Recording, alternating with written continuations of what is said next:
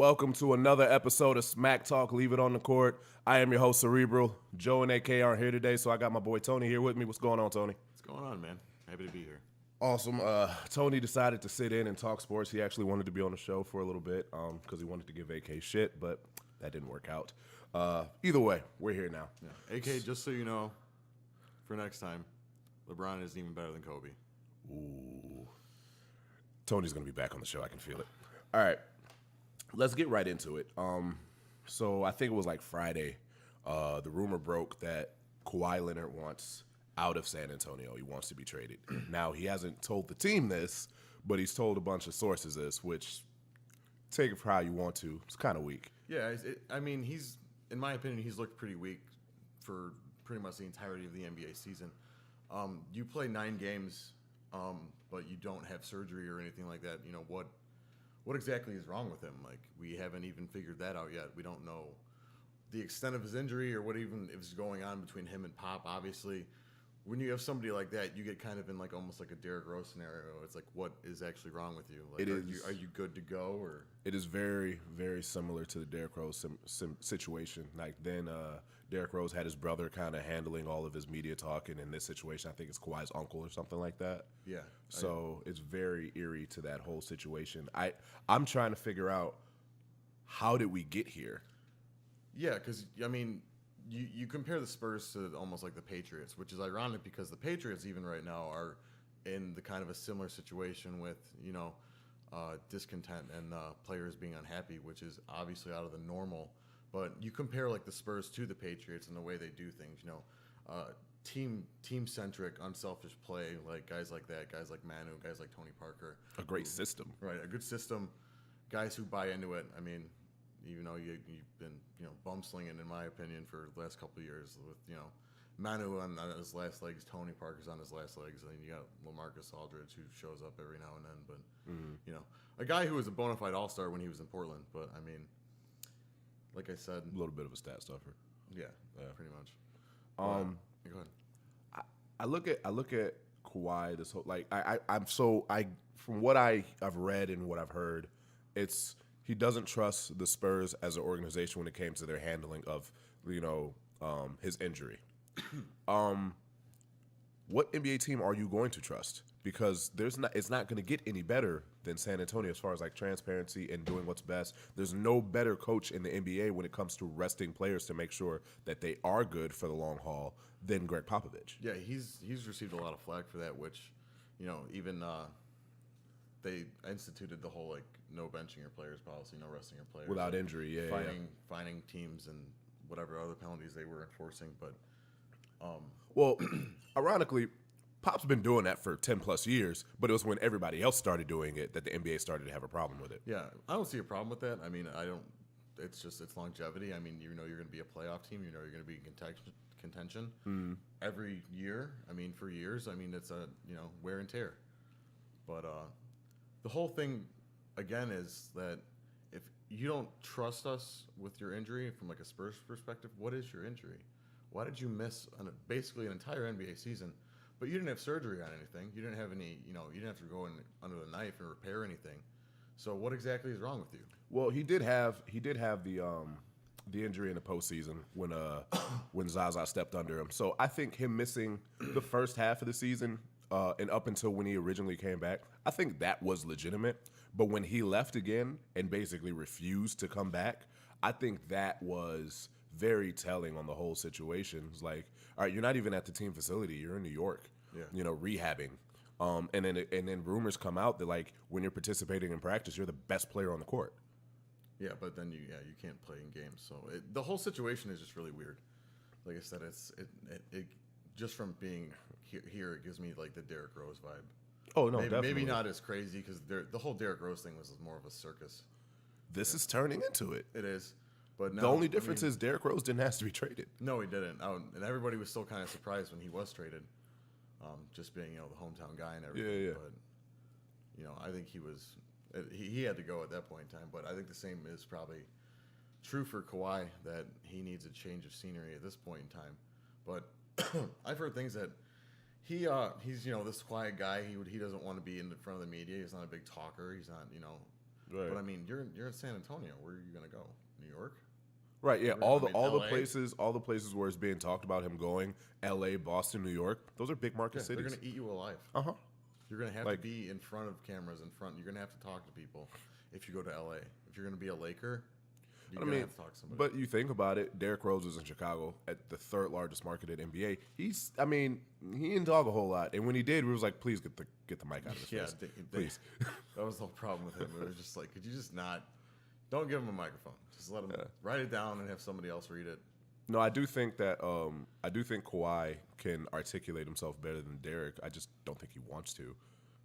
Yeah, Derek was just. Like Kawhi is basically a keep to himself kind of guy, and is like very basic, very low maintenance, all that other stuff. Derrick Rose was flashy. He just wasn't Yeah. great at forming sentences. And as a Bulls fan, I love Derrick Rose, but let's be real. I love the early Derrick Rose Every Bulls fan hated when he got on the mic, because he didn't know how to talk. He didn't know how or to, he would say stupid stuff like, I'm trying to make the- sure that I the can the stand. the meeting thing, like all that stuff. Yeah. I used to listen to just regular sports talk radio in the morning, and like he would literally make me want to turn off the radio. Just listening to his sound bites. It was like you got to be kidding me. Like, Yeah. No, definitely. So or better yet, will the Spurs trade him?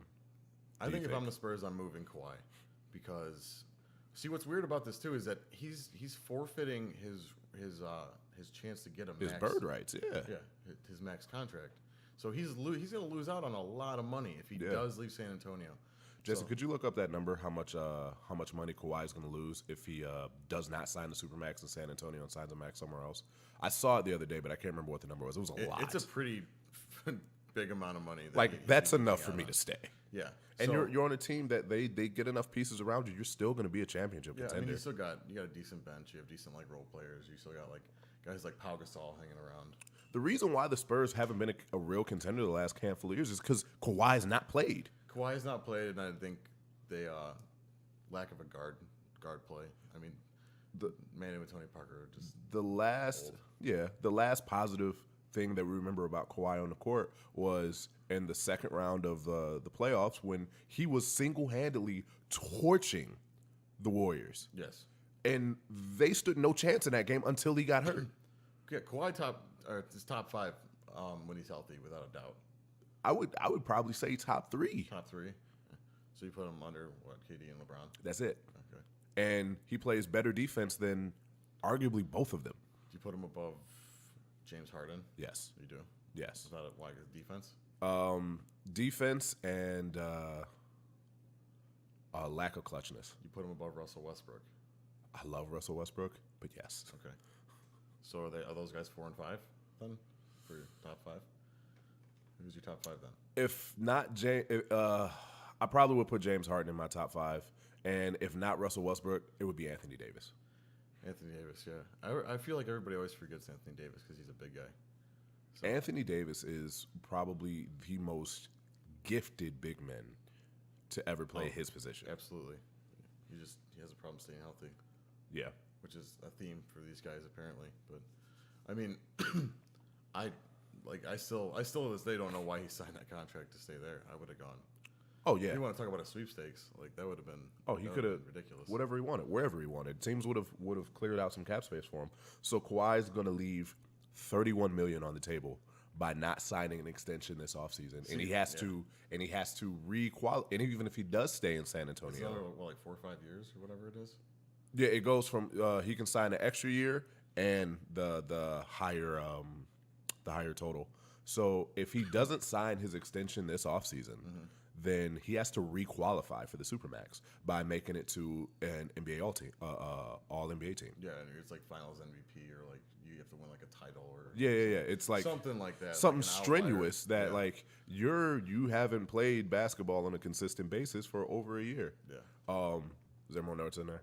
All right, I'm gonna look that up while.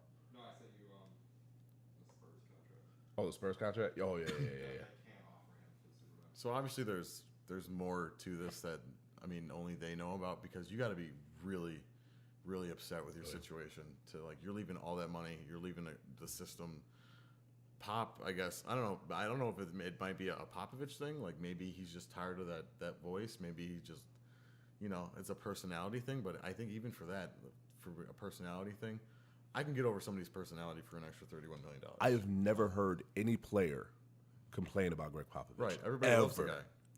Guys that get traded away from the Spurs is like, man, it was a great organization. I wish it would have ended differently, yada, yada, yada. Steven Jackson, he traded Steven Jackson away, who was actually playing really well for the Spurs because he wanted Manu's spot. And Greg said no. Yeah. And Steven Jackson has nothing but love for Greg Popovich. I mean, yeah, it's your track record. I mean, I feel like guys are like that about Bill Belichick in a sense. Like you'll have your guy. I think it's a lot of players that don't like Bill Belichick, but they know that he can win. Well, he's just, I think it's the demeanor thing with him. Pop kind of has the same kind of demeanor, but he seems like a little bit more personable. I think that when the camera's off, Bill Belichick is the exact same person as when the cameras are on, where Greg Popovich is different. See, I think it's the opposite. I think Pop is probably like super laid back, and he's probably a super cool guy. Definitely, I think so. But I think Bill Belichick that's his media face. I think that he's a totally different person behind closed doors. You think so? I do. Huh. I mean, he's such a smart guy. He's like almost like an intellectual, I'd say. Definitely. So I feel like guys like that, who probably think they're the smartest guy in the room, and most of the times they might be, tend to every now and again, tend to don't like media. It's dumb questions. So you get that whole like we're on to Cincinnati. Yeah. Next question. So back to should the Spurs trade Kawhi? I personally I don't think they should because I think you really should roll the dice. LaMarcus Hall just wanted out last offseason. Greg Popovich said no. We sat down with him. We talked and was like, look, we're going to include you more in the offense, all this other stuff. And then LaMarcus Hall just all of a sudden signs an extension and is happy again. I think that you give Greg Popovich a whole offseason with Kawhi and you get, into the season. It's like, look, we're gonna try, we're gonna get to this point, and if you still want to leave, then we'll trade you before the deadline. But I want to see if we can make this work, and I think that any other team, a player says this, yeah, I probably am trading him. But with the Spurs and that organization that you have the best front office pieces that you could ask for, maybe outside of Boston, and that's arguable because the Spurs have been doing this for 20 years. So I would roll the dice and just see if you can convince Kawhi to be like, you know what? I do like San Antonio on the Riverwalk. See, for me, obviously I would want to keep Kawhi first and foremost, but at the same time, if you do that, you run the risk of him just leaving and you get nothing. You're just open spot now. Like, you can move Kawhi for assets now if you know he's going to be unhappy, or you can ride it out and he just leaves. Yeah. Then what? Now you're really screwed. Well, you're in a Cleveland situation, right? Now from you're 2009. Exactly. Now you're, top 5 lottery pick probably. Yeah, which they're not going to the playoffs. I'll be honest with you. I don't think Pops. I think Pops is the kind of coach, and this is why I love Pops. It's championship or bust. If we're not contending for a championship, I don't even want to make the playoffs. That's how I feel about all of my sports teams. If you don't have a legitimate chance to win a championship, be as bad as you can be, so that next year we actually might have a shot, or within the next 3 to 5 years we have a shot. I don't like being slightly above 500 and, oh, good job, we made it to the playoffs. I don't like that. So I think Pops has no problem with rolling the dice. It's like, look, with Kawhi, we're good enough to contend. Without Kawhi, I'd rather be a dumpster fire. And Greg Popovich might even be thinking about, you know what? I had a good run. Yeah, he's been around a while. I could see that. See, it seems to be like a trending thing in the NBA. It's either we're in the playoffs or we're gonna tank, which is kind of it's almost like an overall theme in sports recently. Like even with like you got like maybe the Bears and their rebuild. You got the Bulls were trying to tank, but they couldn't even be. That was as the bad worst as they tanking wanted to be. team I've ever seen in my life. That was the worst tank job ever. It's like, what are you guys doing? You should never go on a 10 for 12 out of 12 games winning streak in a tanking season. Yeah, if they didn't do that, we'd be talking about them picking up like Marvin Bagley or somebody like that. Not Or your favorite player, Mo Bamba. I don't want to talk about that. Mo Bamba is so overrated. So let's break down the team. So I think the top 3 teams talked about are Lakers, Knicks, Celtics. For Kawhi? For Kawhi. Huh. Lakers, in my opinion, have nothing that the Spurs would want in return. I mean, they got a lot of good young players though. If you're getting Kawhi, you're giving up like if you're giving up like a Kuzma, You're giving up a you're giving up Kuz. Lonzo, or you're giving up even Brandon Ingram. Yeah, I mean, I would- you're probably giving up Brandon Ingram and like maybe Lonzo. I would, if I'm the Spurs, I don't want Lonzo. I'd give me Kuzma, give me Ingram, and give me your first round draft pick. Yeah, I'd see that, but And even that doesn't seem like a fair trade for the Spurs to me. well, see, it's potential. You got young players. Kuzma had a really good season. Lonzo Ball was kind of up and down. He's a good point guard. I don't think he's going to be the all-star that everybody thought he was going to be, but he's like almost like a later years Jason Kidd, like more of a Your first year in the league, you're a later years Jason Well, I mean, Kidd. Jason Kidd is a Hall of Fame player. in my Absolutely. opinion, yeah. So, but I mean, he was more of like a distributor. Like he's not going to score 30, 40 points. He's going to score, 15 to maybe 25. He's going to have 12 assists. He's got to get better at shooting, period. Yes. Free throws, 2-pointers, 3-pointers. I'm not saying he has to be a world beater, but he shot something horrendous from the free throw line. And as a guard, that's not acceptable. As an NBA player, it's not acceptable. But as a guard, it's absolutely not acceptable. Which is kind of shocking for a guy who you think would get so much coaching from a guy like LeVar. That situation is going to be really interesting.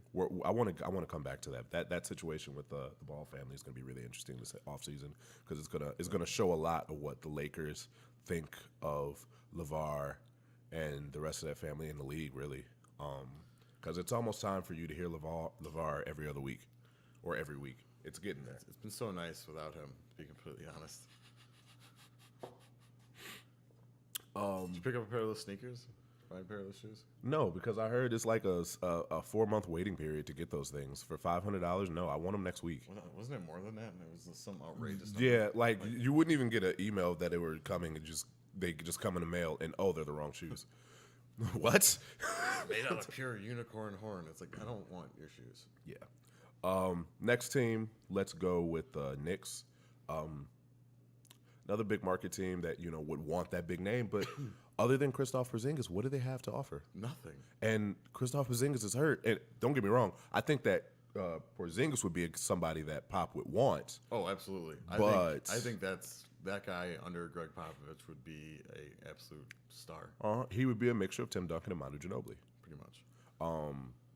which sounds great. But I don't think if you're the Spurs, you trade for a player that's injured. Maybe if you do just want to tank. You just swap injured people. Well- Kristaps for Kawhi. Well, I mean, if you think about it like this, maybe Take your hurt guy. You take my hurt guy. if you give me Kristaps in your first round draft pick, and the Spurs just tank this season, they tank this whole season because they don't have a superstar, and then you have a high first round pick, and you top that with Kristaps and whatever supporting cast you got, you could go on a Tim Duncan 18-year run. Something like that. We'll say 15 because Kristaps been playing a few years. But I don't think the Knicks are realistic. I think New York teams always find a way to get themselves kinda into throw the their name in conversation. there. Oh yeah, because it's New York. They were in it for the LeBron run, but they ended up signing Amari Stoudemire. I was like, oh, you guys did good. When they signed Amari Stoudemire, I think that completely killed their chances of getting LeBron. I think they legitimately had a shot, and then they signed Amari, and he looked at it and said, no, I don't like that guy. not at all. Takes wine baths. Yeah. But, So see, it just goes back to it. I just want to know what's going on. How bad do you hate San Antonio that you play for the Knicks? Nobody wants to play for the Knicks. no, it's one of those situations. And yeah, you are one of the top 3 players in the NBA, so you might be able to make a difference in that situation. But it's like, He goes to the Celtics. I mean, I can see the Celtics as an option because they have the assets, and you can move somebody like Gordon Hayward, who right now it doesn't look like you even really need the guy. I think for Boston, you got to get rid of Kyrie. You got to trade Kyrie. Because if I'm the Spurs, You're gonna roll Scary Terry. You roll Terry Rozier. Kawhi's my lead. I don't need Scary Terry in the fourth quarter. That's what Kawhi's for. Yeah. I mean, Kyrie is basically there, and it was proven this playoffs. Kyrie is there for clutch time. True. So you put Kawhi there in crunch time, and he plays defense. Yeah. Kyrie is a defensive liability most of the time. He is, and he's always hurt. Yeah. He's always hurt. Like Kawhi was hurt this year, but Kyrie's always hurt. Exactly. Always hurt. So I would make that trade. I would make that trade. Get rid of Kyrie. Kawhi, or get rid of Kyrie, and maybe They probably want Kyrie and like Jaylen Brown. That's probably what or Jason Tatum. That's probably what they'd ask for. They'd ask for something like make it. because Yeah. Kyrie. I mean, how much trade value does Kyrie have? He's Yeah, still got a lot. Does he? It's not what it was last offseason, but He he just still had got like a lot. that he had like a wire inserted in his knee, and he all these problems. You don't know what that's going to be like going forward. Yeah. So I feel like his trade value is not maybe what it was. And he's only- when the Cavs shipped him away. And he's only got a year left on his deal. True. So So I don't there you know. go. You're getting a 1-year rental for Kawhi, and Kyrie's probably going to want to test free agency because he's never really had a chance to go where he wants to go. Yeah. He got drafted by Cleveland when LeBron was gone, Mm-hmm. and then he got shipped to Boston. So he's never really had his own pick of where he really wants to go. Yeah. So if I'm that's dicey too, because then that's where it comes in where it's like, yeah, okay, well, I don't know what Kyrie's going to do, so I need Jason Tatum. I need Yeah. so I need I need a controllable piece. yeah, I need an asset. I need a Mm-hmm. young star player. Yeah, and that's when it gets a little maybe too hefty for Boston because then I say Kyrie, Tatum, and a pick.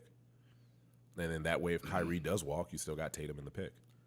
What if you could see somebody like him, just like a wild card, staying in Texas and going to Houston?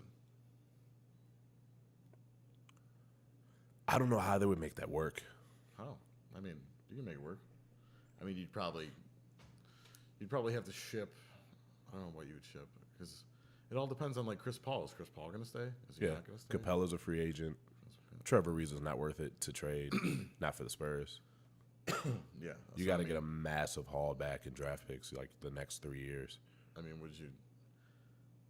If you could work something out to where Kawhi would The names are really similar. I've been doing that too. the Spurs guy, the guy on the Spurs who's also hurt. All right, go ahead. If you could work out a deal with him, like a sign and trade, like sign this extension and we'll. yeah, if you extend your contract and then they're going to ship you to us, Yeah. that would be the only way that I would do something like that. So That'd be beneficial for them, but I don't know if they got. Because I mean, they're in the James the LeBron James sweepstakes. Apparently, they're like top consideration. that's LeBron's best chance to win a championship. Oh, is in absolutely. Houston. So I But don't. then they're here, yeah. 'Cause LA doesn't make sense to me for those guys. Not if he wants to win a championship. No, that's what I mean. Like that's what it goes back to. What is this all about for Kawhi? Are you just unhappy? Do you want to win a title? Do you want to make more money? Obviously, you don't want to make more money. You're leaving $31 million on the table. It's Just throwing it away, saying I want out. Over what? We're not sure still. Like there's so many unknown details in yeah. this. If I knew what your motives were, I probably would support it a little bit more. But just like you leaving is not good for your money situation or your winning situation. No, and it doesn't make you look good at all. No, it makes you look terrible. Exactly. You're getting killed in the media right now. Yeah, for a guy who is held in such high regard as like a high character guy. Yeah. Doesn't spend his money. What do you have like a beat up like Ford Bronco or something? Yeah, like that? something Spends his- ridiculous. yeah.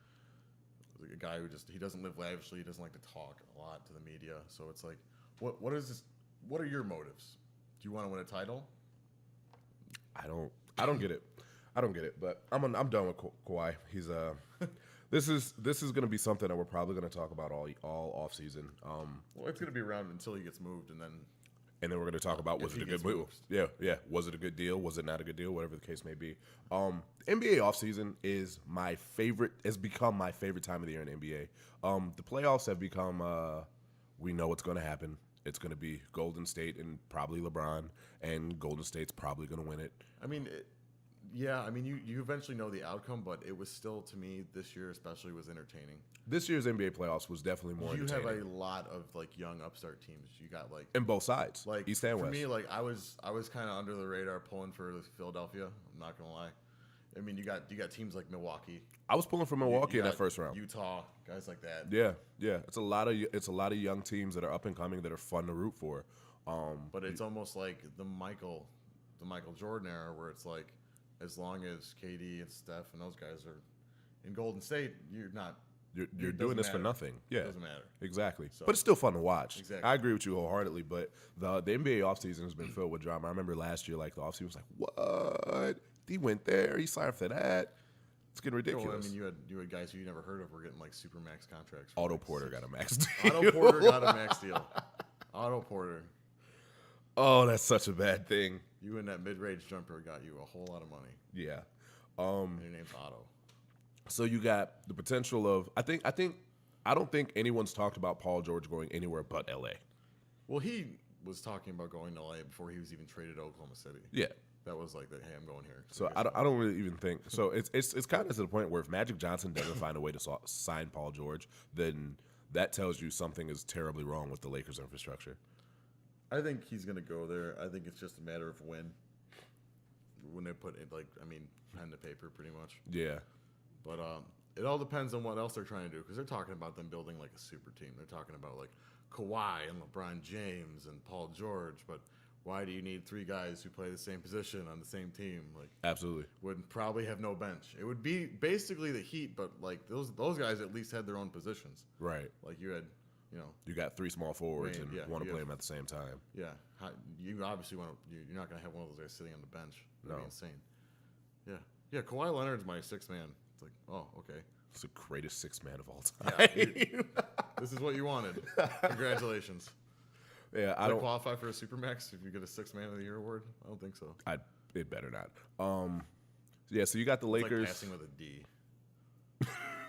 I made it, Mama. I made it. I don't start, but like, they got a sticker. Hey, Manu took that mantle for so long. That was Manu's thing, though. He's fine. Yeah. But that's what I mean. It doesn't really matter with them because they do whatever. The Spurs. Right. Yeah. Like the Spurs do whatever and it Their works. starting lineup doesn't matter. You know. No, it's about the playoffs really for them. But the Lakers trying to do this super team thing. I for LeBron James specifically, it makes no sense to go to the Lakers because now you have three powerhouses in the West, and you're not even guaranteed to get to the finals. That's what I mean. You're Or not. you're gonna not even win guaranteed to a get to the title. conference finals. Like, you don't know what any of those guys are going to be. Yeah. So I mean, like you said, Houston. Like where he's got to go. for LeBron James, it's so important to know what your chemistry is with a player because you can because a really good NBA player can be useless to LeBron. Just by his style and what he needs a guy to do. Like Kevin Love gave up being a 2010 guy so he can fit more of LeBron James' system, and I think he just now started to figure that out now that Kyrie's gone. You look at Chris Bosh, he was a 2010 guy, and he was still a huge factor for that Heat, but on the stat sheet, it didn't show. And you kind of got to have guys that are willing to check their egos, and I don't know if there's enough NBA players that can play at that level that are willing to do that. See, that's why I think Houston again, or just a guy like Chris Paul, I think it would be like a perfect fit with a guy like LeBron James. Yeah, LeBron wants a point guard that does not look to shoot first. Right. That was his. I mean, he was happy to have Kyrie, but that was his issue with Kyrie all those years. I remember Kyrie dropped 50 points with no assist, and LeBron pulled him to the side and said, "Don't you ever do that again." Yeah, pretty much. He just dropped 50. Yeah, it's like Why are you getting on you him? guys win. Like, I mean, that would get on my nerves too. It's like you just like I don't blame you gotta Kyrie have for all- one out. No, I would want out too. I don't. Sorry, Dad. I'll pass the ball next time. You and your stupid ass hairline.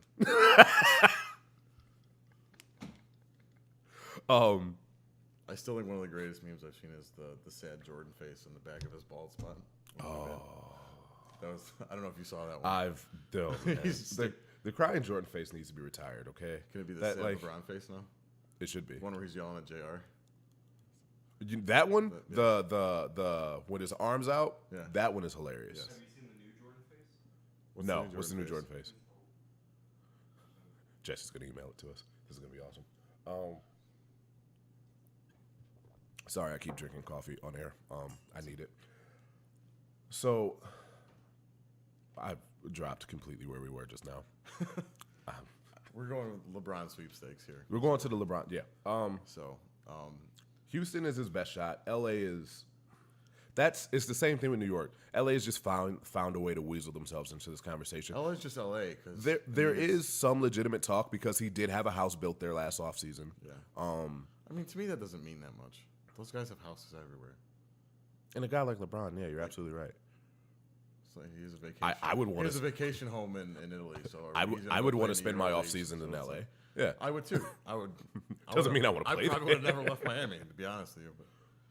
But I think he saw the writing on the wall there. here's a dark horse scenario, for you. Lay it on me. Okay, so let's say LeBron stays in Cleveland. Yeesh. Let's say that. All right. Let's say Cleveland flips. What is it? Number 8. Yeah. Flips number 8, and like Kevin Love, and something else for Kawhi.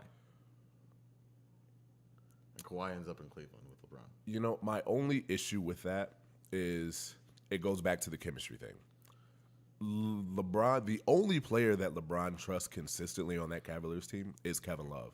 He doesn't know what he's getting out of Kawhi. So to bring him But I in, feel those guys have played on like Team USA, right? They've been on. LeBron hasn't played on Team USA for a while. Are you sure? He was on that Redeem team, and he was like, "You're welcome." Wasn't Kawhi on that team? Kawhi probably was. Yeah. On the Redeem team, no, No? because it was before he became a budding superstar, or whatever you want to call it. But I feel like a guy who's been in like that team first organization wouldn't have a problem playing with. I mean, you got a guy. You got. We don't know what he's I thinking. don't want to make the comparison, but you have this Michael and Scotty, type You could. type deal right there. You got Scottie Pippen was a defensive star, so is Kawhi. So LeBron doesn't have to be that guy anymore. So you have a lockdown defender. You have the 2 of the top 3 players in the NBA on the same squad. Real quick, I got a sidetrack. Lonzo shot 45% from the free throw line. Really? Oh my god, That's awful. That's like that'd be great from like 3. Really? That's insane.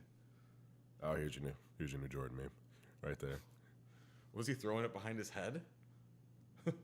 With his back to the basket, just throwing it like Yeah. this? Yeah, I don't keep know. hitting that, I'm sorry. Yeah, there's expensive equipment here. Jeez. Sorry. No, you're good. Throwing balls. 45% from the free throw line. That's really bad. I'm not trading for that. No chance. See, for a guy, that's really surprising to me for a guy who, an AAU guy. He's a guard. Yeah, like your dad played. You've been coached up, so you think like your fundamentals would be something like you'd be really good at, Well- like free throws and, but I guess not. I could shoot 45% from the free throw line. Sign me. Same. If he shot 80%, What he's was it? averaging. What was he? Was it like 10, 7, and like 5 or something like that? I What think it did was he 10, average? 7, and 7. Like, That's like that's old Jason Kidd. it is. It is old Jason Kidd. He can get to 13, 14 real quick just by improving his free throw shooting. Yeah, just make a couple extra free buckets a game. Yeah. Like, they're free throws. Okay, we keep going to get sidetracked from this LeBron talk. Kawhi and LeBron would be like a new age Jordan and Pippen, and I would love to see that against the Warriors. That would be fun to watch because I think that you have 2 of the 3 best players in the world against one of the top 3 best players in the world. Top 5. The other 2. Maybe. Yeah, they're top 10 for sure. Yeah. That would be worth watching. See, it's so hard to place Steph Curry in like people discount him. I feel like it's almost like he was overhyped and now he's like underhyped. It's like it was the Steph Curry phenomenon, and it's like he's this guy.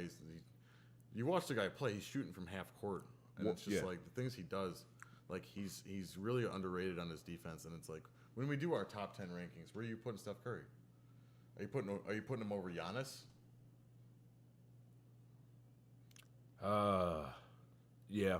You're putting Steph Curry over Giannis? Yeah, because I only say this because in the playoffs this year, when they had Game 7 against Boston, I fully expected Giannis to just put the team on his back and say, you know what, I only need to do it for one game. Let me do it, and he didn't do it. He didn't do anything. I think in that same situation, Steph's going off. You could say that Cleveland had waved the white flag before they'd even walked into that building in Game 4, whatever you want to say. I thought Steph they Curry gave him was extra game 2.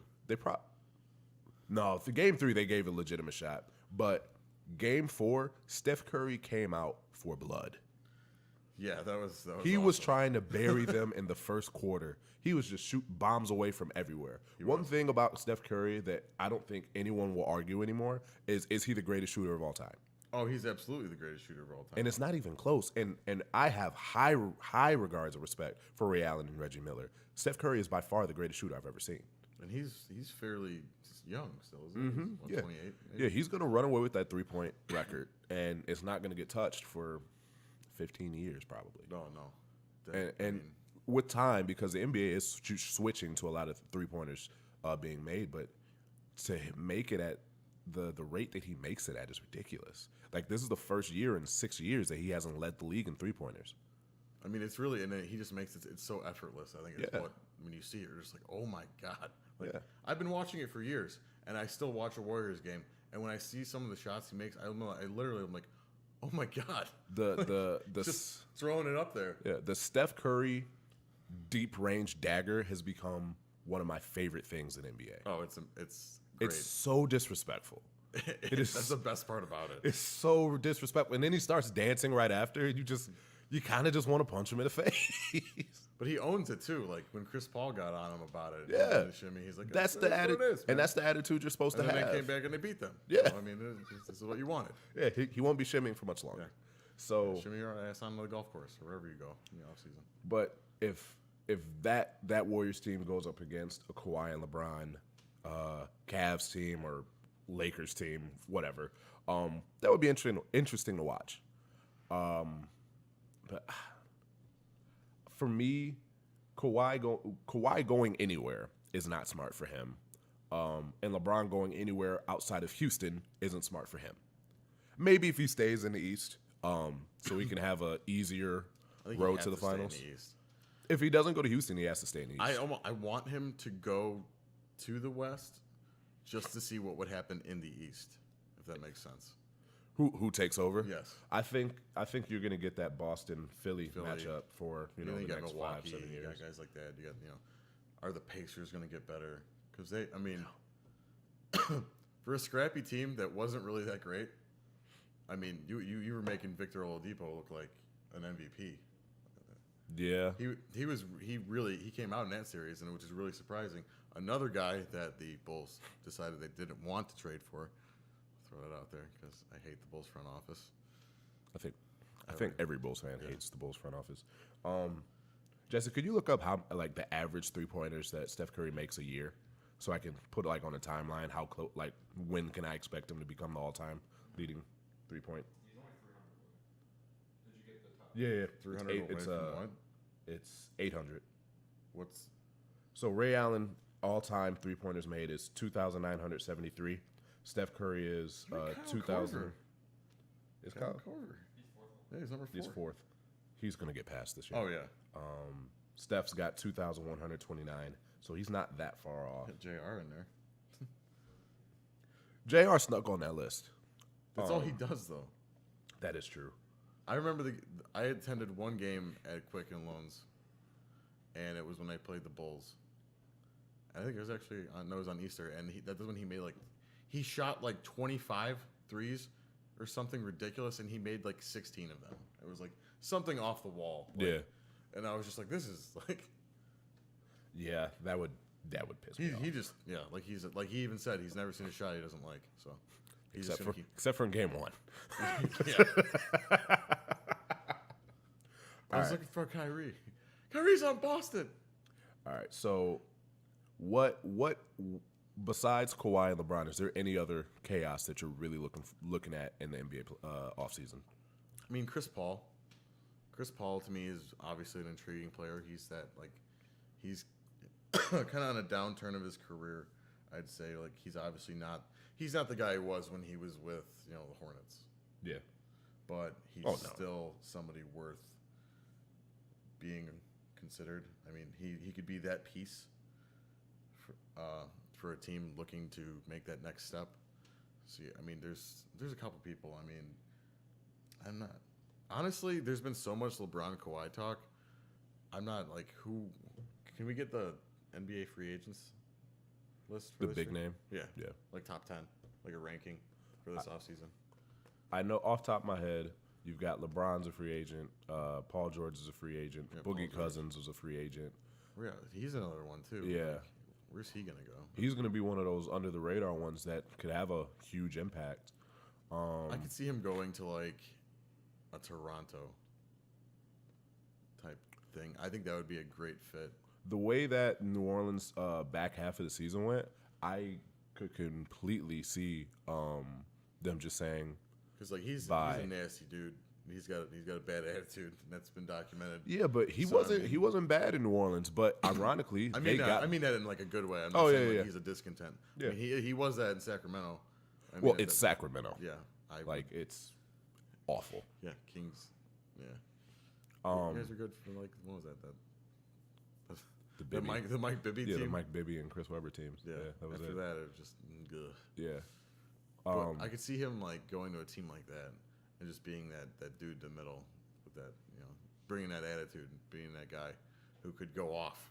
Like he had a couple games this year where he was like 20-20, like he had a couple other ones. Oh, he had some nasty games, but it's just New Orleans specifically. I think they're better off without him because you get a legitimate stretch forward to play with Anthony Davis. They were way better without Boogie than they were with him this year. They were better with Nico playing. Actually. Exactly. 'Cause Nico was really good for them. Mm-hmm. And Just like- it clearly defined what Anthony Davis's role on the court was.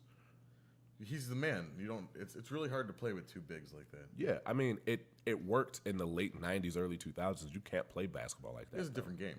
Completely different game. Do you have the rim protectors? Yeah, I mean, and teams like Golden State's like, all right, yeah, you got those big guys in the paint. Yeah, our We're center- not yeah, coming our- in there. Our Yeah, center's 6'7", so yeah, have fun. and we're never coming in the paint. We're shooting threes all day. You don't have to worry about getting any block shots. Yeah, we're we're not gonna- coming anywhere near those guys. Exactly. We're gonna play small ball all day long. Yeah, we're gonna run you out of the jet, which is basically what ended up happening. And Draymond's gonna get you to tech out because he's gonna piss you off. And you know what? I'm glad you said that. Draymond Green is underrated for his basketball IQ from the sense of he's not really going to fight. He knows that he's more likely to get the technical, but if he can get you riled up and get you thinking about him and getting your revenge on him instead of thinking about the game, then he's already won. Exactly. Tristan Thompson was thinking about fighting Draymond Green, not getting rebounds. And that was the point. Rajon Rondo was thinking about getting in Draymond's face, not assisting. I hate Rajon Rondo. I love Rajon Rondo. That's a scrappy little dude. I love him. But They said he looks like Shelton the Turtle, not a shell. Not a fan. but Draymond does not get the respect he deserves for the how much in these players' heads he gets. If you look at a lot of championship teams, specifically NBA championship teams, they all kind of had that guy. Mm-hmm. Definitely. Bulls had like Dennis Rodman, Uh-huh. a guy who was a stud defensively, great rebounder, great defender. Wasn't gonna blow up the stat sheet with points, but he was gonna lock you down. He was gonna get in your head. He was gonna piss you off. He's and gonna say throw some you off. really- He's He's gonna say some really strange stuff on the gonna court. talk about your mother. And Draymond's probably talking about, was it Chloe? Yeah. Oh, Oh, absolutely. yeah. Tristan made that too easy. He made that way too easy. Yeah. It's like I'm definitely gonna talk about the scandal. What are you talking about? You guys are cheating. Oh, you want to go? You want to go there? You want to go? That's where you want to Well, go? Tristan, at least we're only cheating on the court. Yeah. Exactly. Exactly. Now you're already pissed off.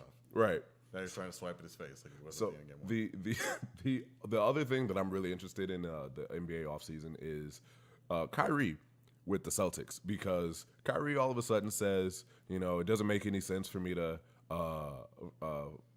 sign an extension with Boston now. I kind of want to test free agency. If I'm Danny Ainge, that set off all the alarms, every single one of the alarms, and I'm sitting here thinking, I might need to trade this guy. I think Danny Ainge was completely fine with going into the next season with bringing back probably most of their guys that are free agents and rolling with Kawhi and Gordon Hayward and Tatum and Horford and that whole lot. But with Kyrie saying that, Danny Ainge has been really good at pulling the trigger a day before it's too late. Yes. So I could see Kyrie getting moved this offseason. See, I feel I like all the moves that they've made for years. I feel like Danny Ainge is a great general manager. If I'm an NBA team, I don't know why you're still trading with Boston. You're losing every single time. There's not been a team that's even come out like, it wasn't that Is there a bad. point where you're doing too much to where you're actually being counterproductive? Yeah, but we to a haven't seen degree it yet. You want to keep, oh, what about that? What about that? What about that? But maybe Outthink yourself. Yeah. Yeah. Definitely. There definitely could be, but like you don't even know what you have yet with that set roster that you created this year. Because Gordon Hayward was out in the first game. You don't know what that team looks like with him. true. But it's kind of the same thing with Kawhi. Do you roll the dice, and do you just lose Kyrie, or do you get something for him? But unless it's Kawhi or Kawhi, you're not getting anything Also back. Kawhi. Yeah, you're not getting And anything possibly back. Kawhi. Yeah, you're not getting anything back that's really valuable to you. So do you roll the dice and just try to sell him on Boston culture? But he's already been there for a year and he's talking like this. I mean, anywhere's better than Cleveland. If you've ever been to Cleveland, I'm sorry, but It's a terrible city. It's I'm awful. sorry. I tried to go out and have a good time in Cleveland once. it's really and hard. It was impossible. I went there for a weekend and I was like, it's like downtown Cleveland is like half the size of downtown Naperville. For those of us from Illinois, which Yeah. most of us are. But it's Yeah. just And I'm not gonna bag on Cleveland too bad. I'm gonna try not to. But not gonna go Joakim Noah on it. You want to talk about the land? okay, it was this whole the land thing. Believe land. This whole land I thing. believe I just got carjacked. It started when LeBron came back. I've never, ever, ever, ever in my life heard anybody call it the land ever before that. I have Get I out have of here. friends from Cleveland, and I literally blocked them on Facebook. I think 2 years ago. If I had to see one more Believeland filter, I was gonna throw my phone across. You are quick to hit the block button, aren't you? Dude, when it comes to sports, yeah. Okay. Like there was a point in time where I like this is how I measure it out. Do I talk to you often? Okay. If I don't, and you're like a Packer fan, and you're all like, you want to beat your chest about it, I get the Bears suck. They've sucked for a long time. I don't. There's no denying Don't that, write yes. a paragraph about it every time they beat like twice a year. You know what? Fuck. Don't say hi. Don't say hi to me at Walmart anymore. Don't talk to me. I don't You care. still run into people at Walmart? See, I go shopping at like oddball times, so that doesn't happen. I'm not gonna say what time because I still don't like running into people in public. I mean, it socially happens, awkward. but Yeah. so here, let's take a quick look at this. We got Sure. the top NBA free agents. Sure. It's really not that appealing, to be completely honest with you. I mean, you have LeBron, Kevin Durant, technically, Carmelo Anthony. I think he's got a player option and he's not opting out. No, Yeah.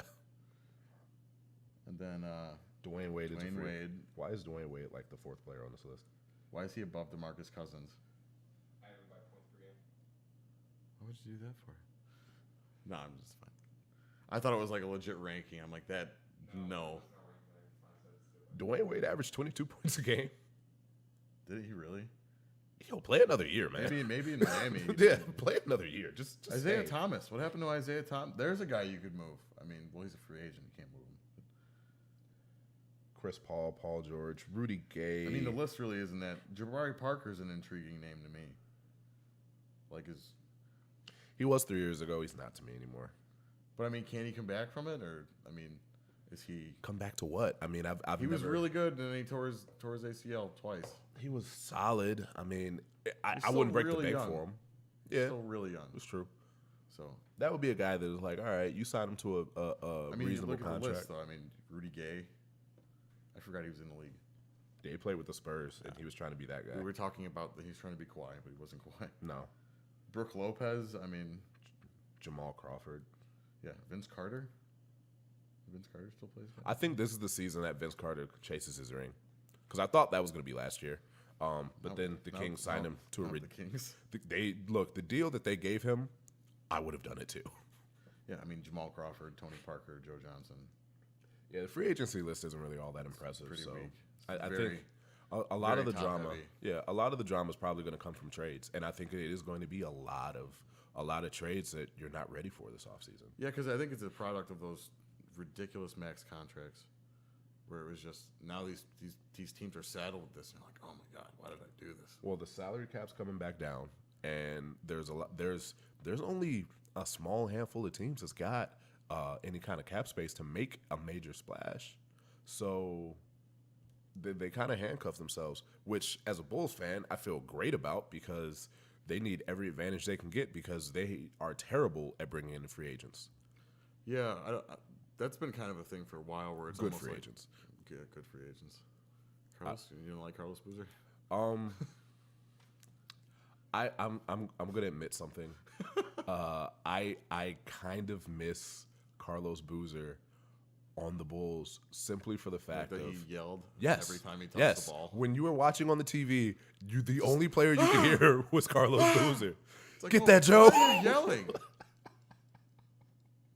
You're dribbling. I don't understand.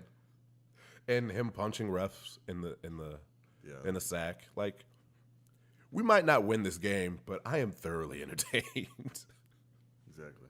Not entertained anymore. Like, the Bulls now when they play, I watch and it's just like I get a headache, so I just turn the TV off. If you're the Bulls, are you gonna sign Zach LaVine to a max deal? Because he is currently a free agent. The one thing that Pax has said that I agreed with is he's a restricted free agent. So, all right, go out there, Tender get it. a contract, and we'll match it if we think it's worth it. No one is going to give Zach LaVine a max contract. I wouldn't say that. Who's got the one? Who's got the cap space, and two, you got to really believe in him to give him that. Right. And I mean, he was all right, but he's still coming off that injury. Yeah, he's still If coming you- off that injury. You don't know what he's going to be when he's completely healthy. The bottom half of this free agency list is actually kind of interesting. They're because important role You players. got, all yeah, those you guys. got pieces. You got like Nikola Jokic. I mean, that's a guy. That's definitely a guy. Yeah. He impressed the back half of the NBA season. I mean, I thought Greg Monroe was good. I don't know what happened. He was good in Detroit, and then he went to Milwaukee, and he like forgot how to play basketball. I don't think he fits with the rest of what they're trying to do. It's a bunch of young, athletic, lengthy guys, Yeah. and Well, he's in Boston now. Monroe. Oh yeah. He's not getting to take over Al Horford. Al Horford's more skilled, by far more skilled. Al Horford, who I was ragging on because he's actually a max contract player, which is another puzzling thing. He's starting to prove his worth. Yeah, he showed up in the playoffs, but like for the time that he's been in Boston, it's just like, why did you do that?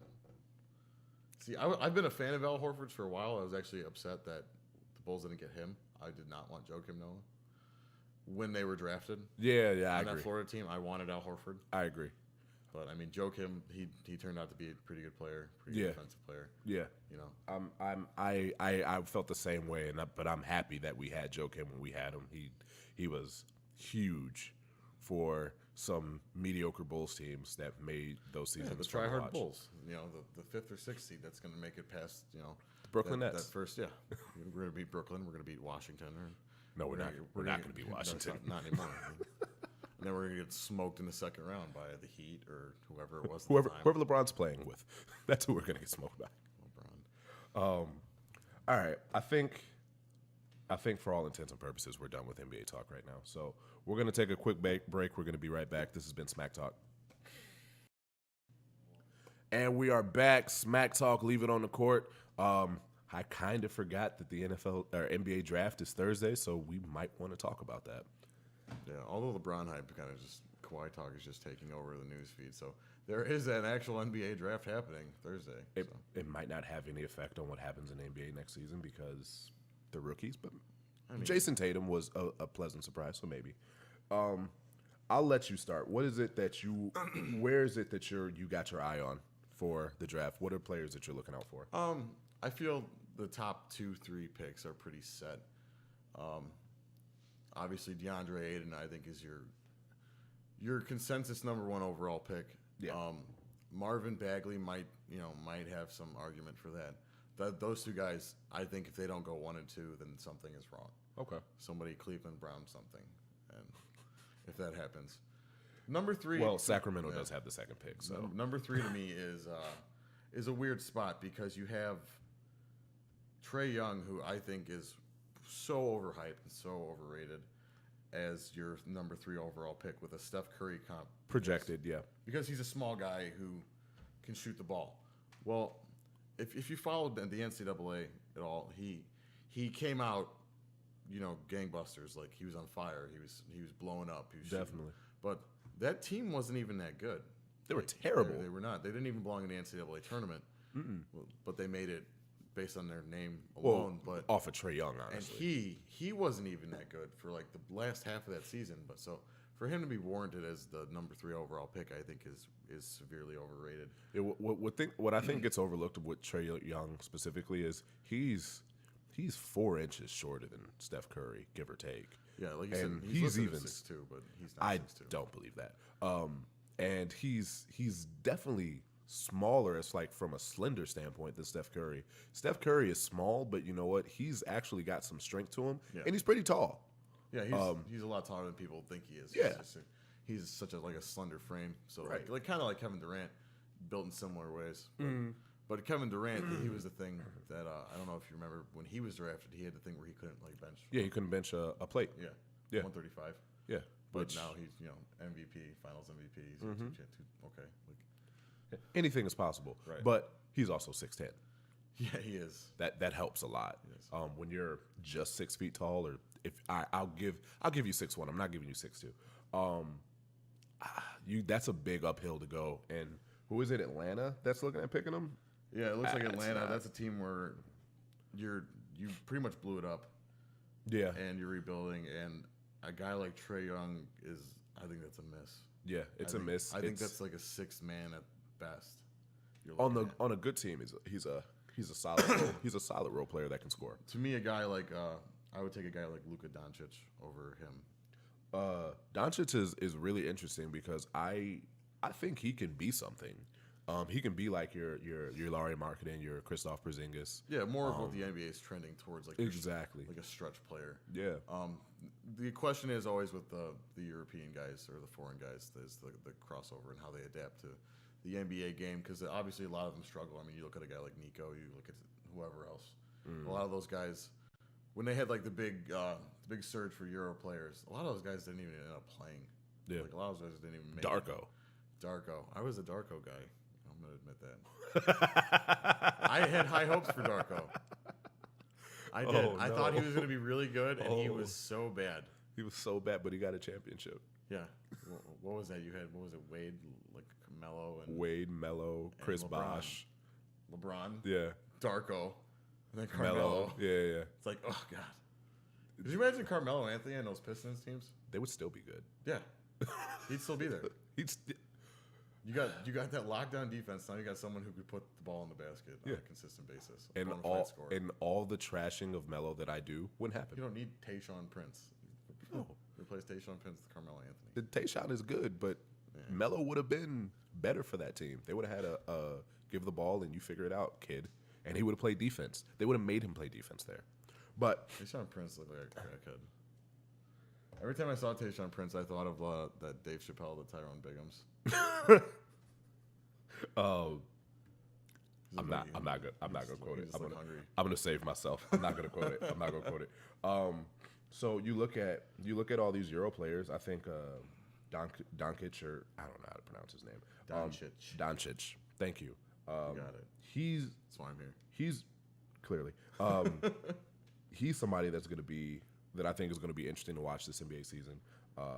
Mohamed Bamba. Oh, come on. Mo Bamba, I think, is the absolutely most overrated player on this list. He's big and he His wingspan is insane. He has an Yes. 8-foot wingspan, pretty much. That's ridiculous. yes, But like we talked about earlier, in the 90s, that's fantastic. yeah, Now, not really. yeah. If you can't move on the court, You can't shoot. yeah, You got to be able to hit a jumper. He can't hit a jumper. yeah, He's not. It was like it was. I don't remember what his points per game was, but they weren't. It was like 3. It was like 3 points per game, like 3 blocks, and like a bunch of rebounds. It wasn't very impressive. I mean- so I mean, if I'm any team at all, if you got a guy like Mo Bamba out there, I mean, maybe a later first round pick as a rim protector, a guy coming off the bench. Well, yeah, you as need other a scorers. reserve center. If a top 5, whatever pick he goes, I feel like I need somebody who's gonna. Like, I need a game changer. I need, Michael Porter, to me, is a guy that I'm gonna draft at that spot instead. I am hoping that Michael Porter falls to 7 so the Bulls can draft him, and I'll roll the dice on his injury. I do too, because the mock draft here, to me, having them take Mikal Bridges, it's such a Bulls move. You get an upperclassman that's yeah, you get an upperclassman from a big university, big name university, Yeah. like a Denzel Valentine, somebody like that. So I read a stat the other day. In Denzel Valentine's entire NBA career, he has dunked the ball once. He's like 6'7". Yeah, I don't know, man. They always do that, and it's just it makes sense from like their track history. But if Michael Porter or Wendell Carter are on the board, which according to this mock draft, they have them going the following picks. Yeah. So So they'll both be there, and I do think they will both be there legitimately. Michael come draft Porter, night. he's an interesting case because before he got hurt, he was hyped as like the guy, Definitely. like your Naismith, like your college player of the year. Yeah. He just happened to get hurt. He got hurt. He only played 3 games. So like he might be that guy. If he's healthy, he could be rookie of the year. So if I'm the Bulls, I'm taking a swing at Michael Porter. I absolutely roll the dice. If he's gone, I'm gonna probably go with Wendell Carter. I don't want anything to do with Mo Bamba. If you get a safe pick, then it doesn't really improve your team anything. If he's a bust, then you're right back where you were last year. I would take Amir Sheik back before I drafted Mo Bamba. If I'm the Bulls, I said that. I said that. I'll stand pat with Cristiano Felicio over Mo Bamba. I'm not sticking with Felicio. Baby Shaq? You don't want No, Brazilian Shaq? no, absolutely not. He's either in the G League. I don't know why they paid him. That much. They gave him like a pretty decent contract. because it's Garden Packs. I think he's in the G League making all this money, which You whatever. suck. Like, I don't ever want to see him Sign in a this. regular Bulls uniform ever again. That's my personal opinion. But I think that no love for Robin Lopez. I do. No. I like Robin Lopez. I love Robin Lopez, but I think he's a free agent. He is. He is a free agent, and you probably couldn't get anything for him other than a second round pick. I thought they I were would have gonna taken a ship him second round pick. away Yeah, to begin with. I didn't know why he was still on the team. they probably couldn't get anything more than a second round pick. would've Screw it, taken a take it. second You're round pick. tanking anyway. Exactly. Get rid of him. That's the whole point. You want to be bad. I want to be terrible. Yeah, and you don't have to worry about Adam Silver making a phone call. Hey, what's going on over there? Play your guys. Saw you guys shipping away Robin Lopez because Yeah. you're making some funny moves over there. Yeah, definitely. Well, who was it that they said they had to play? They said he had to play. It was marketing, I think. It's like you got to get marketing out there. They got to get. It was Chris Dunn. It's Yeah. like play Chris Dunn. It's like, why are you telling me how to run my organization? Yeah, why You are didn't say worried? anything to Philadelphia for the last 5 Nobody's years. ever been this. Yeah, Philadelphia's been tanking since I was in high school. So, yeah, trust the process. Yeah. So It's almost a joke, but now it's actually happening. So yeah, and I envy them now. Unfortunately. we'll see. We'll see what they got. Do you got anything else on the draft you really want to touch on? Because I'm interested to see what happens, but I think there's going to be. I think you're going to get some trades on draft night, which is going to be fun. Yeah, I think it's gonna be a trade heavy thing. Like I said, the NBA draft to me, it's always so top heavy, and there's And once you get past number 5, yeah, it's like you what do can't we really got know up until- there? Like, yeah. I mean, you got guys in the top 10 who are their player comps are guys who aren't that good in the NBA. So I mean, yeah, your comp is probably somebody like you want the best outlook. Like Michael Porter's comp is Kevin Durant. I'll take that. You got a comp. guy like Mikal It's unrealistic, but I'll take it. Mikal Bridges, his comp is Tobias Harris. So it's like, do you want Tobias Harris or do you want to take a swing at maybe KD? Yeah, I'm going to swing at KD. I'm gonna swing at KD, knowing it's probably reach, but if I'm- he falls, I'm going for it. yeah, if he falls a little bit short, I'm okay. I mean, what's the worst that can happen? You're bad again, and you get a better draft. That's pick, what I'm you get saying. another Like shot at it. the worst case, like you get a safe player, then it doesn't really improve your team a whole lot. That's what they've been doing. They've Yeah. got the try hard guys. They've gotten safe players that really weren't that safe. Denzel Valentine was supposed to be a safe player. They don't want to play him. because he's not good. He's not. They are a very unathletic, below the rim team. They- do not have any really. I mean, Zach LaVine is an explosive athlete. Other than that, who is really who are you throwing the ball up to? You don't. Exactly, Bobby. Maybe Laurie, but No, it's not really his game though. That's what I mean. We're gonna see what he develops into, but yeah, it's not really his game. But he surprised me with some of his athleticism this year. I was iffy when they drafted Laurie A lot of people were, yeah. because it was like, oh man, another like Nico. That's the only reason you're like, oh, I've seen this before. It Right. didn't work out well. Yeah, but he's Guy punched in the face. definitely better than Nico. Oh, he's already better than Nico. But I'll give him that. he turned out to be really really solid. He's trending more towards like a Dirk Kristaps. Yeah, which I'll Type take that guy. all day. I think that's the comparison that they were making with Nico before he came over and played. It's like, oh, can he be Dirk? Can he be Kristoff? Yeah. No. Yeah, a big 7-foot guy who can shoot threes. And Yeah. that's your From instant- Europe. I automatically think Dirk Nowitzki. Who is a free agent, by the way?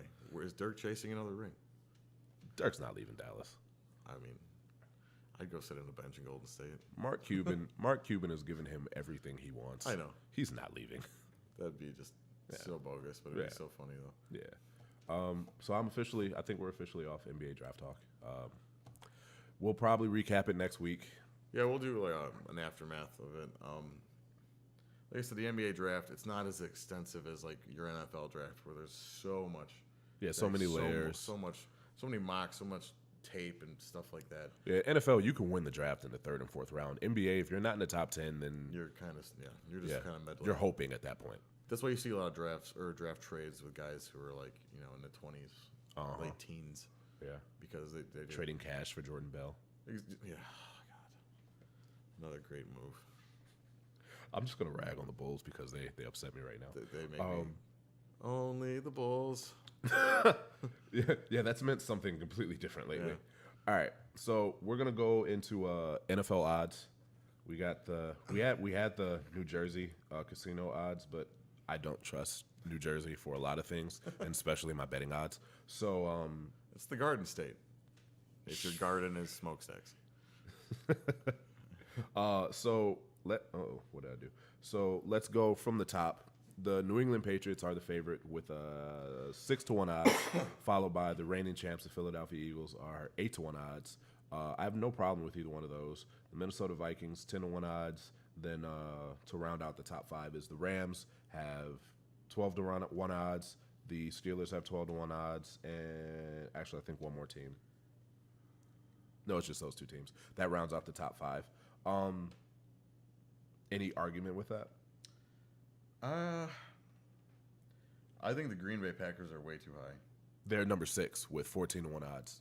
I think they're way too high. For a team that can't really play defense, I mean, it's not. I'm not just saying that because I'm a Bears fan. I've watched them play. Definitely. You can't stop the ball. You just lost one of your best receivers. I mean, they added Jimmy Graham, and they added who else did they add? They added like Muhammad Wilkerson or somebody like that. didn't they? Yeah. Okay, so they shored up a little bit. They made a couple splash signings, which is it's only surprising because they never do it. They never go. Yeah, Jimmy they Graham never- is probably the biggest offseason signing mean, that they've had in a Think very about, long time. yeah, Julius Peppers, Charles Woodson, Past their which prime, though. had great returns. Yeah. Charles Woodson was the defensive player of the year for them when everyone thought his career was over. But that was, a garbage pile player at the time. To come on over, let's see what you got. But I feel like the loss of Jordy Nelson, their offensive line has been suspect the past couple of years. Mm-hmm. You have a hard time keeping Aaron Rodgers upright. Aaron Rodgers, I don't want to ever quote Stephen A. Smith, but he is a bad man.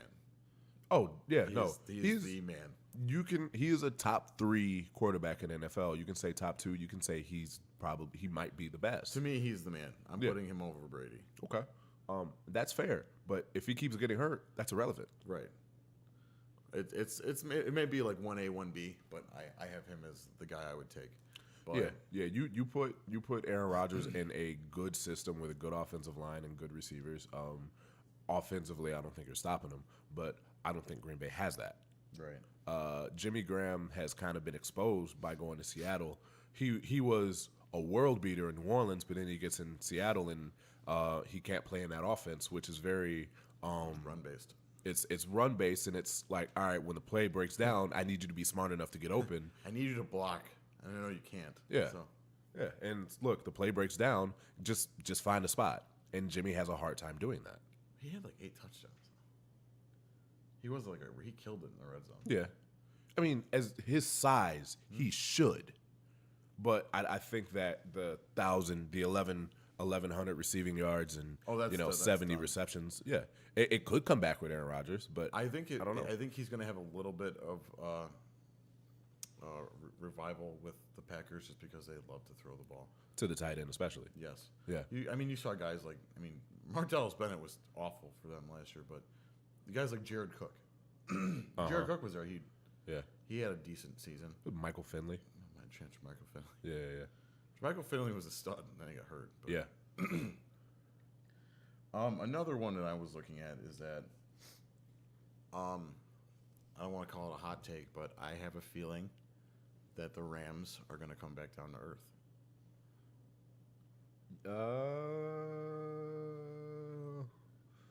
And that division though, And I think you'll still win the division because everybody else there is in flux.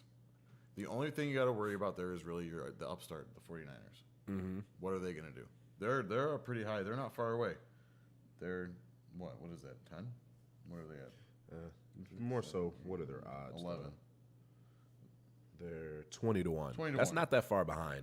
No, that's behind Green Bay at Yeah. 16. So I the Jaguars. The Jaguars are low. I was a kind of a big Jaguar. I'm a huge fan of defense. I love Oh yeah, watching people hit quarterbacks. I love Saxonville. it's because we don't have one, so we don't care if he gets hit. No, I like to see other people's quarterbacks struggle because we haven't had one since I've been alive. Right. So Yeah. I look at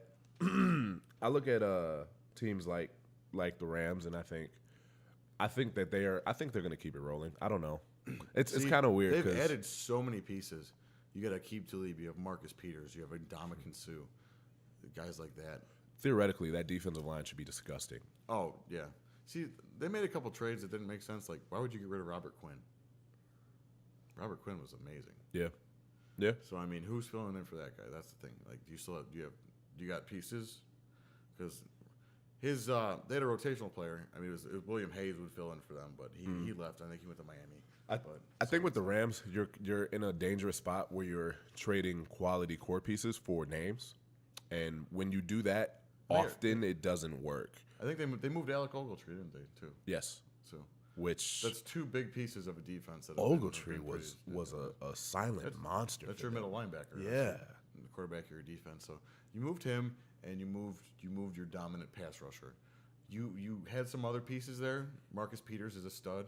Aqib Talib is still pretty good. And Ndamukong Suh is going to be next to Aaron Donald, so it doesn't matter. I remember this was like maybe 5 years ago when Michael Vick was still the starting quarterback for the Eagles, and they had like Vince Young as a backup and everything. And the they just dream team. Yeah. The dream team. They had the Eagles super team, and it was a bunch of names that like if you put them like it reminds me of like when you were playing Madden and you would just get all the star sign players on dudes. one team. Yeah. Yeah, it was like that sounds great, but in real life it doesn't work. It really doesn't. It's too many egos. Guys want to be more than what they should be for the machine to work properly. So I think that you could be right. The Rams could come back to earth, but it's not going to be because they weren't good last year. It's going to be because they've done too much to try to catch up, which I think they just needed another year of experience. Here's the roster for that team. Your starting QB is Michael Vick with a backup of Vince Young. You have LaShawn McCoy being backed up by Ronnie Brown and Deion Lewis. Deshaun Jackson, Jeremy Maclin, Jason Avant, Riley Cooper. And the other Steve Smith. Brent Selleck and Clay Harbor. I mean, you had a pretty stud offensive line. Yeah. I mean, they should have been really good. You had, Yeah, there was no reason they missed the playoffs. Like it was, They were terrible. It was bad. Yeah. There was no excuse for it. So I don't really think that in NFL you should be focused on a team with the names. You should be getting guys that fit your system. Yeah, your defensive backfield is Asante Samuel, Nnamdi Asamoah, and Dominic Rodgers-Cromartie. You should have been great on offense and defense, Yes. but they weren't. They were atrocious They on were- both They were ends. bad altogether. Yeah, and that was before the Chip Kelly. That was still when That was Andy Reid. that was still Andy Reid. Yeah. That was probably his last season. It was one of his I think last it was. seasons for sure. So, Chip Kelly was. I don't like Chip Kelly. I never have. yeah, no, that proved to not work in NFL. hey, see all our good players? We're gonna get rid of them if that's okay with you guys. That's So- the Chip Kelly philosophy. Do you put any stock into the Patriots front office and Tom Brady issue could potentially finally cost them a run at the Super Bowl? I think so. I think it's just kind of an. I feel like they're the Spurs, like we were talking about earlier. Yeah. We compare them. They're consistent, and that division is not good. It hasn't been good for years. So that's been a benefit to them. They had the Jets to compete with for a little bit, but I mean, in all reality, Ironically, as soon as any team in that division gets close, they blow themselves up. exactly. Like the Bills. Like I don't understand what the Bills are doing. No one does. The Jets are the Jets. Yeah. They were surprised. They were picked to go winless. I think in the They beginning were of the way year. better than they were supposed to be. Yeah, Yeah, they were- definitely. they were- Yeah. They outperformed that. I mean, with a guy like Josh McCown playing out of his mind. Yeah. It's like And then the Dolphins. forget who you were. Or Yeah. And then the Dolphins had Jay Cutler as their quarterback. They beat the Patriots too. Jay, buddy. They beat them. They Cost beat me a them on. fantasy football game. 'Cause I picked Oh, you. I'm sorry. Piece of shit. Trendy Yeah. pick. I look at Tom, and he's not happy. He's talking a lot about it openly, which is so far against the Patriot way. Yeah, it's totally against what they usually do. Mm-hmm. I feel like the couple losses in free agency, like they're starting to struggle in certain spots. I feel like you lose a guy like you lose Deion Lewis. Deion Lewis is solid for them. At a position that they went into the season with a lot of question marks to begin with. Exactly. I mean, you got a guy like Rex Burkhead. You got James White. I mean, they signed Jeremy Hill. They might have I forgot who they drafted, but I don't have their draft picks. But they lose Nate Solder. That's your left tackle. That's your anchor. Tom Brady's not. They mobile. traded him, didn't they? No, he signed him in free agency. Oh, okay. But Tom Brady's not mobile. Tom Brady's a statue, and he's an old man. So, can you keep Tom Brady upright? Because the second Tom Brady gets hurt, your season is over. Yeah. Who's your backup quarterback? Brian Hoyer. Well, you had a great option at backup quarterback, which is two. a whole different conversation. Yeah, you did have two. But that's a whole different conversation. You let them both go. You traded them both. Jacoby Brissett was a decent option. Right. He started the entire season pretty much for the Colts. He wasn't terrible, but he's still a rookie. Well, with the whole thing with the Colts is that, and it's proven how good is Andrew Luck because that's a dumpster fire of a team that he's found a way to drag to the playoffs when he's healthy. They're really bad when he's Yeah. not there. So I don't put that on Jacoby for how bad they performed. I put that on the front office and the Colts. But he was a solid option when the games that he played for New England. And Jimmy Garoppolo, he's like the second coming in San Francisco right now. Yeah, the Joe Montana Jr. Right, exactly. Ish. So Well, I mean, if you watch the guy play, he looks really good. Like he passes what they call the eye test. he's got the Tom Brady look. Yeah, and He was the perfect successor to Tom Brady, in my might be. opinion. Yeah, I don't know why. The whole speculation of that he pretty much forced that trade. So Jimmy or Tom? Tom forced that trade. I From what believe I've heard. that. Yeah, I do Because he believe got that. tired of hearing about this guy behind me. He's like, I'm trying to play for 5 more years. I don't care about Jimmy Garoppolo. yeah, but I feel like it's going to get to the point where Tom, I don't want to say he does like a Joe Montana and he ends up getting released or cut or something like that. And then he goes and plays for like because Joe Montana had that brief period where he played for the Chiefs Yeah. after the 49ers got rid of him. So I don't know if something like that might happen, but I feel like Father Time is still undefeated. It's going to happen eventually. Yeah. It's going to happen sooner than later. Malcolm Butler, Nate Solder, Deion Lewis, Danny Amendola, who was a huge part for them after Julian Edelman got hurt. Huge factor in the passing game. You trade away Brandon Cooks. Who was your, take the top off the defense guy, and it worked. I still don't understand why they traded him He away. was very boomer bust. He was hit or miss. Yeah, but for all the other pieces that you have, that's fine. Right. You don't need him to be a 80 reception guy. You have Rob Gronkowski. You don't know what you're going to get with Gronk. Is he going to get hurt again? I don't know if he's all in. I don't think he is. But because it doesn't sound like he was. I mean, he might be now, but he's just, I don't know. I think it took a Tom Brady phone call. I was like, look, man, don't make me do this by myself. Knock it. I don't want to go back either, but let's go. Yeah. And then, who else did they lose? Oh, Julian Edelman will be gone for the first 4 games. What it looks like. They might reduce it, but if he's appealing. Yeah. So Who are you throwing a ball to besides Gronk? Who you got? And when he gets hurt, because he probably will, then who are you going to throw the ball to? Who you got? Michael Floyd. The Patriots are really good at finding guys that you've never heard of and them having like 70 receptions. Like Danny Woodhead was birthed from the Patriots, as far as I'm concerned. Nobody cared about Wes Welker before he was a Patriot. That's true. But, I mean, your luck's going to run out eventually. Those are a lot of names. That's a lot of names to replace. You have a struggling offensive line to begin with. You lose your anchor left tackle. So what? Who's replacing that guy? Yeah.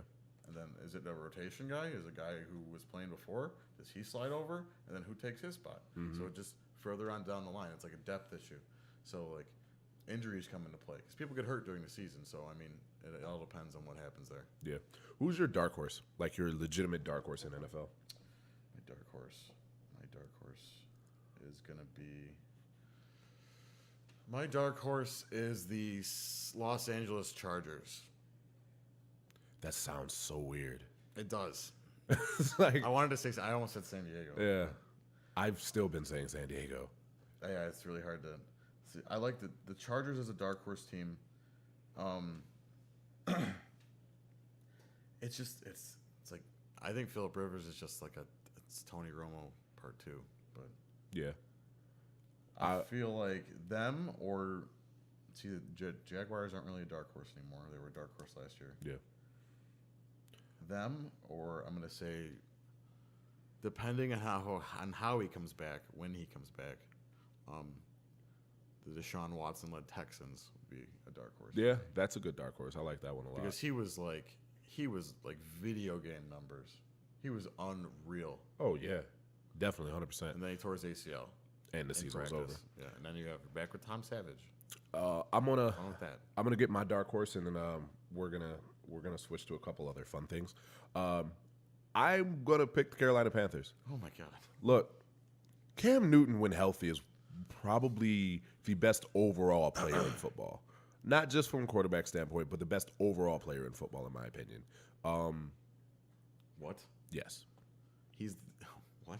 Athletically, he's got an attitude issue he's got to fix, but physically gifted, I don't take anybody other than Cam. He's your number one athlete in football.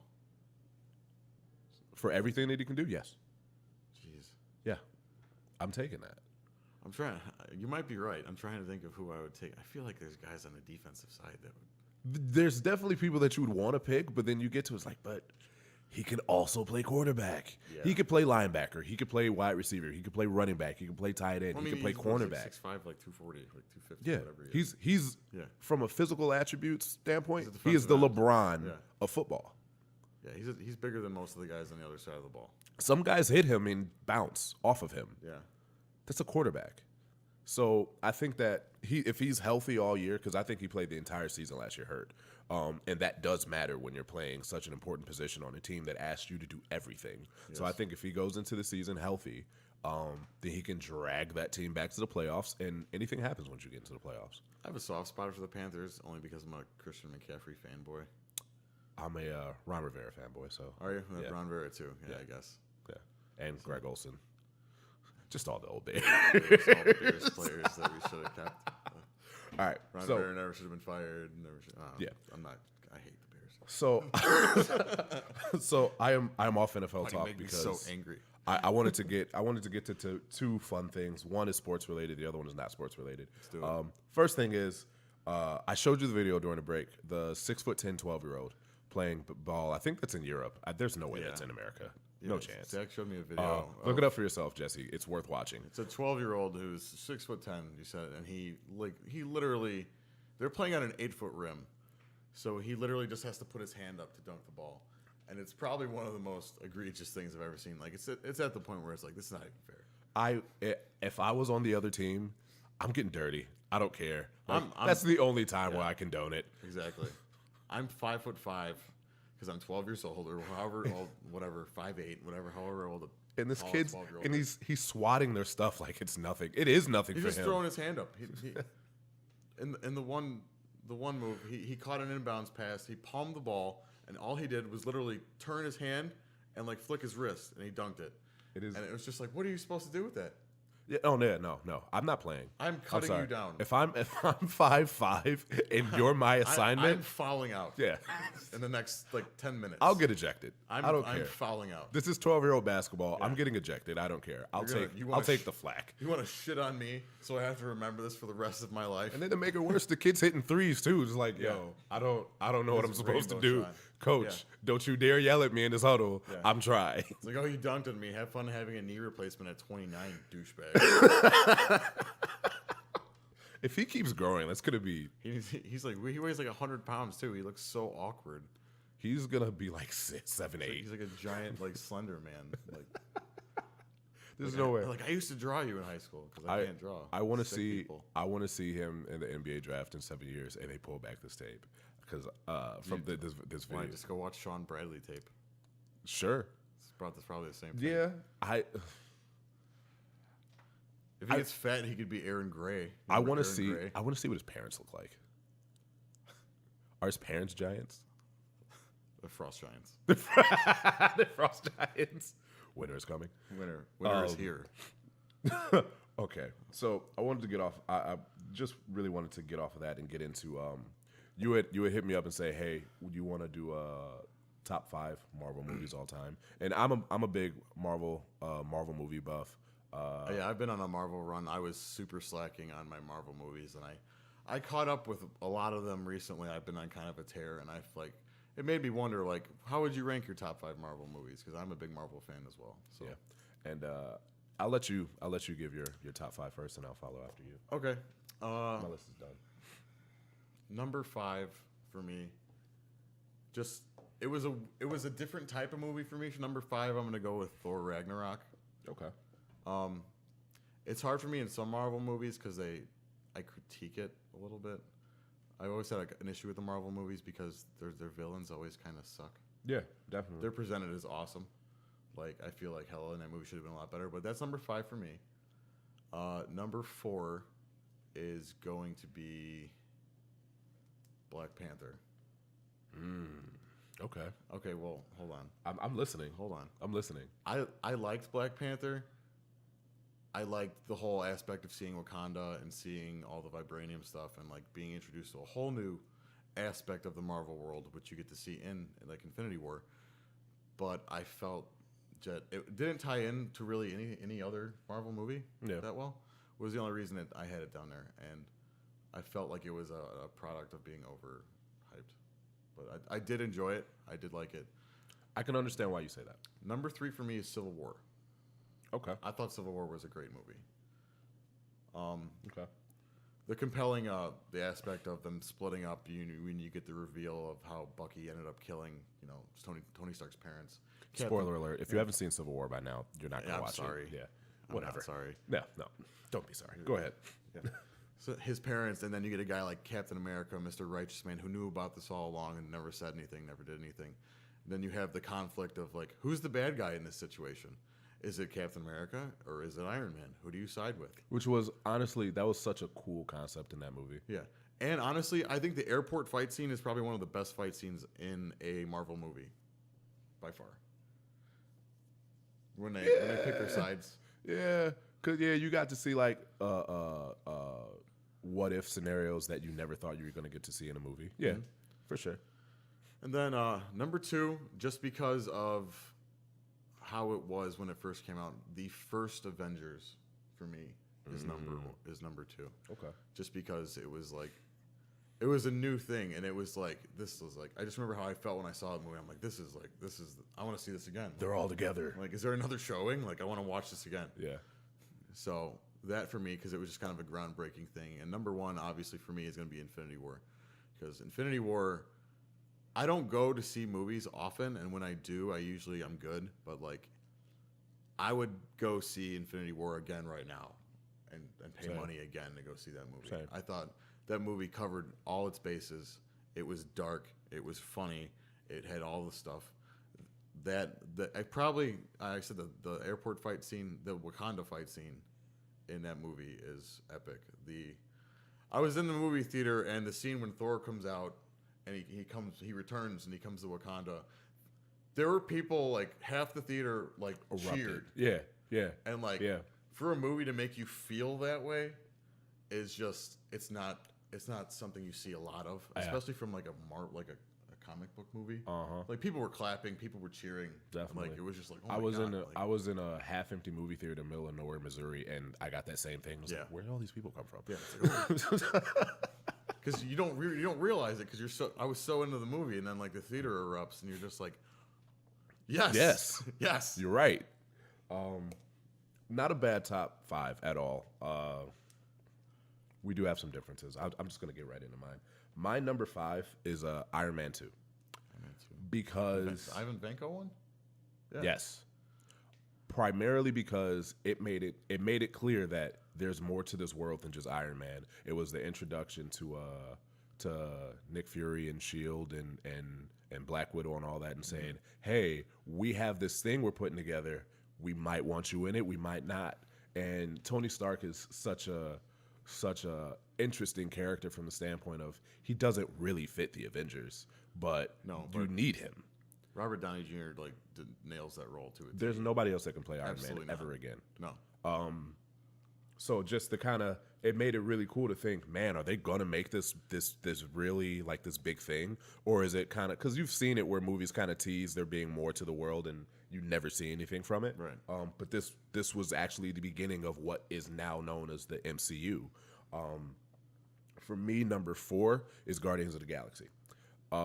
Guardians of the Galaxy, when I went to go see it purely because it was a part of the MCU. I had low expectations. I was like, all right, let me get this one out of the way because I'm pretty sure there's an Infinity Stone in it, so I have to watch it.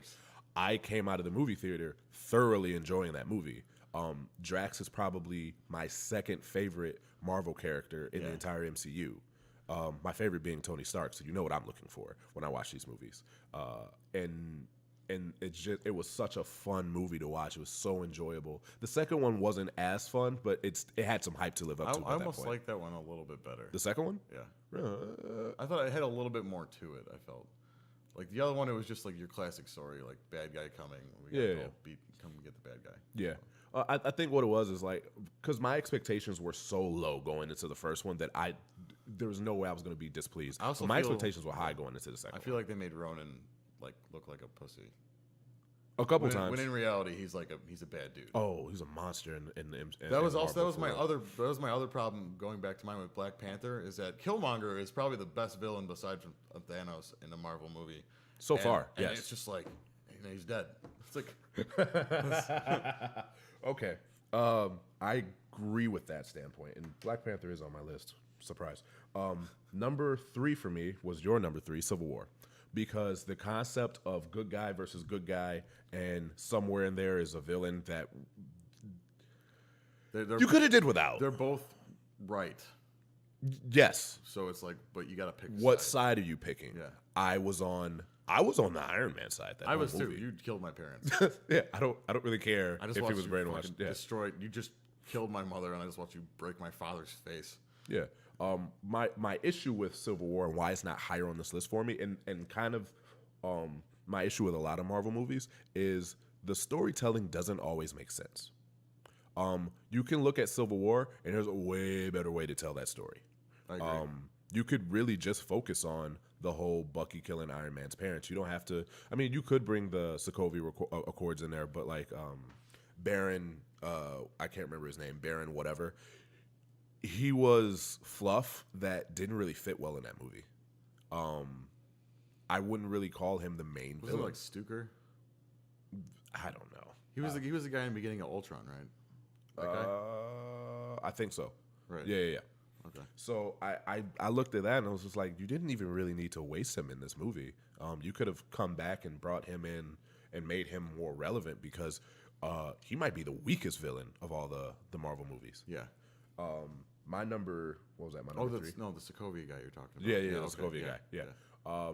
My number 2 is Black Panther because up to that point it had the best storytelling. It does have up before Infinity War, it does have the best villain in Killmonger. Yes. And from my personal standpoint, when he gives his reasons for why he's doing what he's doing, I'm sitting there thinking, You get the Civil War aspect of it. you do again. get the Civil It's War like, oh, aspect. You make sense. You do make sense. You might be taking it a little extreme, but yeah, I mean, yeah, you can kill everybody. I'm not sure. Like, all right, I might rock with you. And then you're right. He does. He does die at the end. Another spoiler alert. If you haven't seen it by now, it's made billions of dollars. So Yeah, I mean, I'm sorry.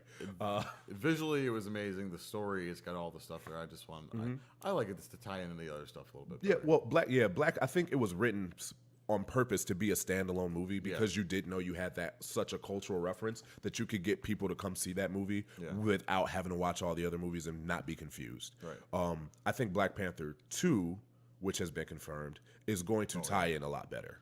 Yeah. And then, of course, same with you, Infinity War is number one.